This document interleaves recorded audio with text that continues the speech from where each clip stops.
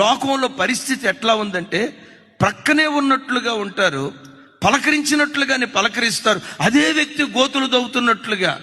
ఎవడు శత్రువో ఎవడు మిత్రువో అర్థం కాక కడవరి దినాల్లో జనాలు జుట్లు బిక్కుంటున్నారు.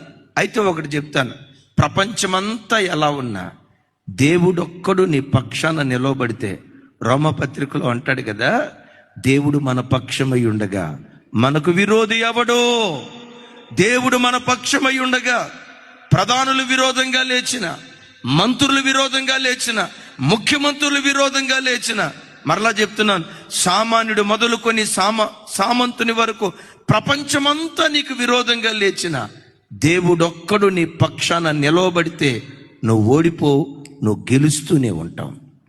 నిన్ను పడగొట్టాలని ప్రయత్నం చేసిన వారి కళ్ళ ఎదుటే విజయోత్సవంతో దేవుడు నిన్ను ఊరేగించును గాక.